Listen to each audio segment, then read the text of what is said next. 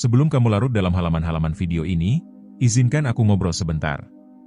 Video ini lahir dari rasa penasaran yang mendalam. Kenapa hidup kadang serasa selaras dan damai, tapi di lain waktu penuh gejolak? Kenapa orang zaman dulu terlihat lebih dekat dengan alam dan tampaknya bahagia, meski teknologi belum secanggih sekarang? Jawabannya ternyata bisa kita temukan kalau kita mau melihat lebih dalam ke hukum alam semesta, ajaran-ajaran agama, dan petuah bijak dari para leluhur kita. Video ini nggak kaku. Gaya bahasanya santai, seperti kamu lagi duduk ngopi sama teman. Kita akan bahas konsep-konsep berat, tapi dengan cara yang ringan, dibumbui kisah nyata dan refleksi sehari-hari. Yuk, kita mulai. Alam semesta nggak cuma tentang bintang. Alam semesta bukan cuma planet dan bintang-bintang. Semesta juga termasuk tubuhmu, pikiranmu, perasaanmu, dan interaksi yang kamu lakukan setiap hari. Misalnya, saat kamu marah di pagi hari, seringkali sepanjang hari terasa berat. Tapi saat kamu bangun dengan rasa syukur, semuanya terasa lebih lancar. Itu karena kita hidup dalam ekosistem energi. Hukum sebab akibat, karma atau kausalitas. Contoh nyatanya begini, Bayu, teman saya, selalu menunda-nunda pekerjaan. Dia sering bilang, nanti aja, masih lama deadline-nya. Akhirnya dia panik sendiri, hasilnya pun seadanya. Tapi saat dia mulai membiasakan menyicil lebih awal, bukan cuma pekerjaannya lebih baik, hatinya pun lebih tenang. Ini hukum sebab akibat. Apa yang kita tanam, itu yang kita tuai. Hukum vibrasi dan energi. Kamu pernah nggak tiba-tiba kepikiran seseorang, dan gak lama kemudian orang itu menghubungi kamu? Itu bukan kebetulan, itu resonansi energi. Semesta bekerja dengan frekuensi. Kalau kita sering mengeluh, kita menarik lebih banyak hal yang bikin ngeluh. Tapi kalau kita fokus pada hal baik, yang datang pun ikut baik. Islam dan konsep sunatullah. Dalam Islam, segala hal berjalan dengan hukum atau ketetapan Allah yang disebut sunatullah. Contohnya, dalam Al-Quran, disebutkan bahwa Allah tidak akan mengubah nasib suatu kaum kecuali mereka mengubah apa yang ada pada diri mereka sendiri. Ini mirip dengan hukum aksi reaksi. Kalau kamu ingin hidupmu berubah, kamu harus mulai dari dirimu sendiri. Ajaran Kristiani dan hukum kasih. Temanku, Ibu Maria, adalah guru sekolah minggu.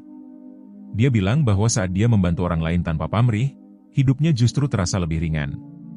Karena kasih itu menyembuhkan, katanya. Ketika kita memberi, kasih itu kembali pada kita dalam bentuk yang seringkali tak terduga. Hindu, karma, dan dharma. Dalam kehidupan sehari-hari, banyak umat Hindu menjalani upacara harian untuk menjaga keseimbangan.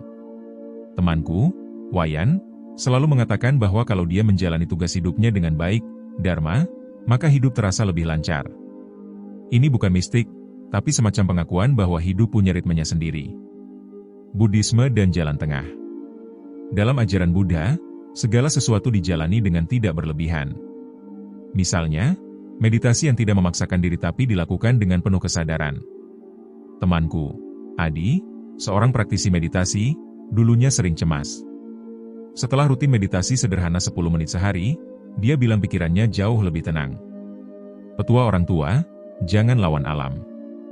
Nenek saya dulu sering bilang, kalau langit sudah merah, jangan nekat ke sawah. Bukan karena mistis, tapi karena dia tahu itu tanda hujan lebat. Petua leluhur banyak bersumber dari kepekaan mereka terhadap alam. Filosofi Jawa, Bali, dan suku lainnya. Orang Jawa mengenal istilah, eling lan waspada, ingat dan waspada. Artinya, kita harus sadar atas perbuatan kita dan dampaknya. Suku Dayak percaya bahwa hutan adalah rumah yang harus dihormati, bukan dimiliki. Ajaran ini membentuk etika yang selaras dengan hukum semesta. Kearifan lokal kode etik kehidupan. Upacara adat, larangan-larangan lokal, dan petua para tetua bukan sekadar tradisi, tapi cara mereka menjaga harmoni.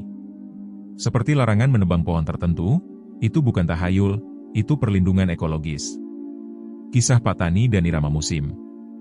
Pak Tani, tetangga saya di desa, selalu bercocok tanam mengikuti kalender Jawa dan pergerakan bulan. Saat saya tanya kenapa, dia bilang, kalau kamu tahu kapan benihnya tumbuh, kamu nggak usah kerja 2 kali. Hasilnya, panennya hampir selalu berhasil. Pengusaha dan prinsip alam, sesuai rezeki. Susi, pemilik kedai kopi, pernah hampir bangkrut saat memaksa buka cabang baru karena tergiur tren. Setelah refleksi, dia sadar dia terlalu ambisius. Setelah itu, dia belajar mendengar ritme pasar dan tidak tergesa. Rezeki itu ada waktunya, katanya. Seorang ibu dan kekuatan doa versus energi semesta. Butini anaknya sakit keras. Bukannya panik, dia berdoa, jaga pikirannya tetap tenang, dan terus berbagi ke sesama. Secara ajaib, bantuan datang dari berbagai arah. Katanya, saya yakin, doa dan niat baik itu energi yang menarik kebaikan. Hidup selaras, bukan melawan arus. Dengarkan tubuh, dengarkan alam. Tono, temanku yang workaholic, jatuh sakit karena terlalu memaksakan diri. Setelah itu dia mulai olahraga ringan, tidur cukup, dan bahkan berkebun di rumah.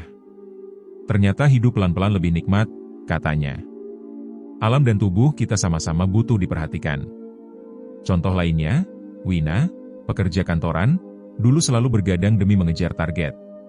Setelah membaca tentang ritme sirkadian, jam biologis tubuh, ia mulai tidur lebih awal, makan lebih teratur, dan bangun pagi untuk jalan kaki sebentar. Hasilnya, bukan hanya tubuhnya lebih sehat, tapi moodnya pun stabil. Ia bilang, ternyata dengar sinyal tubuh itu juga bentuk spiritualitas. Spiritualitas yang membumi. Kamu gak harus jadi biksu atau pertapa buat jadi spiritual. Budi, seorang sopir ojek online, selalu mengawali hari dengan berdoa, senyum ke penumpang, dan tidak mengeluh soal macet. Dia bilang, hati adem, rezeki adem. Dia bilang spiritualitas bukan tentang ritual besar, tapi tentang bagaimana kita memperlakukan sesama. Seperti saat dia pernah mengantar ibu-ibu yang menangis karena kehilangan dompet. Ia bantu tanpa pamrih, dan seminggu kemudian dapat tip besar dari penumpang lain yang merasa nyaman dengannya. Bagi Budi, itu semesta sedang balas kebaikan. Menjadi manusia penuh rasa. Menjadi manusia itu berarti hadir sepenuhnya, merasakan, berpikir, dan bertindak dari hati. Kalau kita sadar bahwa semua tindakan punya resonansi, kita akan lebih hati-hati dan penuh kasih dalam bertindak. Contohnya, Intan, seorang guru TK, selalu memberi perhatian pada murid-muridnya yang tampak murung. Ia percaya bahwa anak-anak menyerap energi dari sekeliling. Suatu hari, murid yang pendiam akhirnya terbuka dan bilang, "Bu, aku suka Bu Guru karena Bu Guru selalu senyum walau aku nakal." Intan tersenyum haru. Ia bilang, selaras dengan hati anak-anak itu bikin aku merasa manusia banget. Hidup selaras itu bukan hal mewah atau teoritis. Itu soal kesadaran kita setiap hari, memilih berbicara dengan lembut, makan dengan perlahan, berjalan dengan rasa syukur, dan memilih diam saat marah. Dalam keseharian yang sederhana, spiritualitas, ajaran agama, dan kearifan leluhur bisa hidup berdampingan, membimbing kita jadi manusia yang tidak sekadar hidup, tapi menghidupi. Dengarkan tubuh, dengarkan alam. Tono, temanku yang workaholic, jatuh sakit karena terlalu memaksakan diri. Setelah itu dia mulai olahraga ringan, tidur cukup, dan bahkan berkebun di rumah. Ternyata hidup pelan-pelan lebih nikmat, katanya. Alam dan tubuh kita sama-sama butuh diperhatikan. Spiritualitas yang membumi. Kamu gak harus jadi biksu atau pertapa buat jadi spiritual.